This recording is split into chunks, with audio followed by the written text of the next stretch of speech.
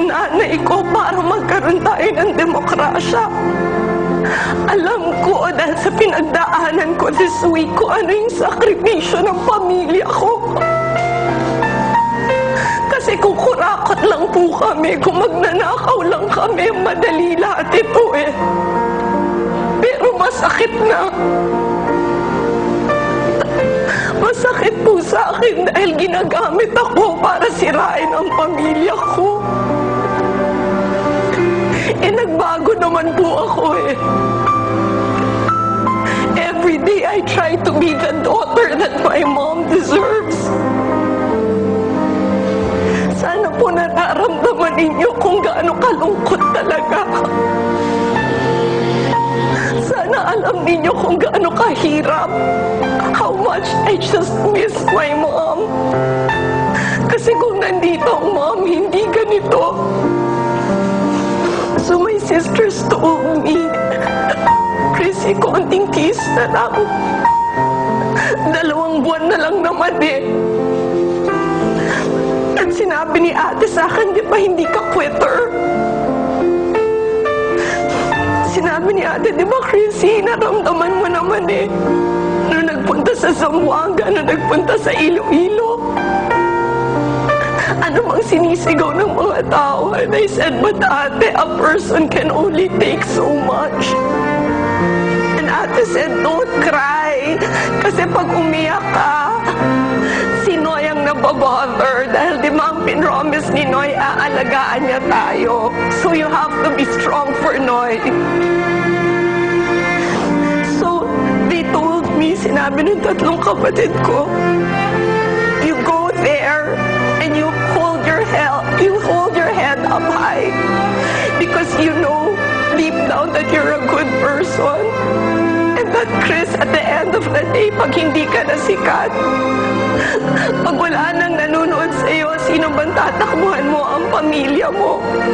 And then sinabi sa akin ng kapatid ko, and we're here behind you. Sinabi nila sa akin na it's a lesson. You just really have to be so careful about everything that escapes your mouth. And you just have to learn talaga, Chris, na all eyes are on you, so just try your best to stay strong. So, ang sinabi ko sa 3 kapatid ko, sa lahat po ng pinagdadaanan, sa lahat nito talaga, this election that I never wished for, sinabi ko, thank you, ate. Thank you, ate, kasi love niyo ako. Hindi niyo pinaparamdam sa akin na pabigat ako sa inyo.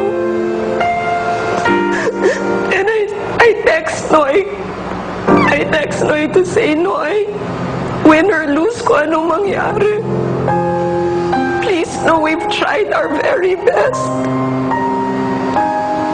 And I'm not gonna disappoint you anymore. And I'm not gonna give them reasons to criticize you.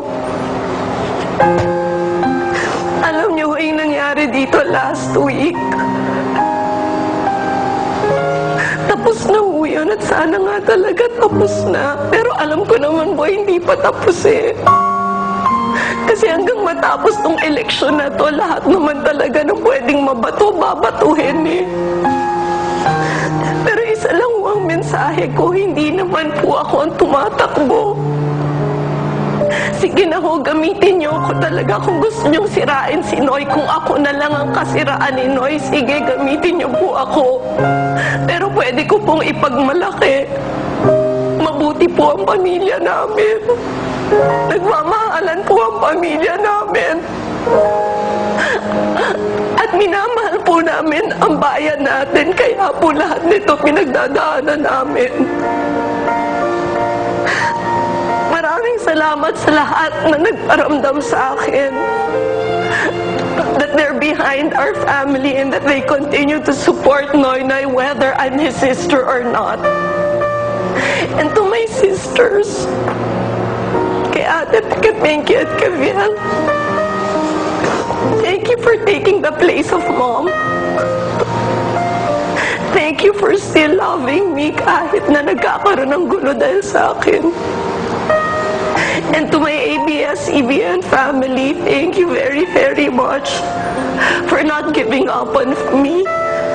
And sa lahat sa inyo na nanonood, maraming salamat po na for 14 years, araw-araw niyo akong pinayagan to be a part of your lives.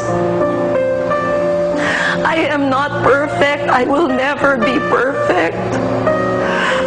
But I'm not a liar. At hindi po ako masamang tao. Sinusubukan ko pong maging mabuting tao. At hinayaan niyo naman po ako to improve as a person. Boy, thank you.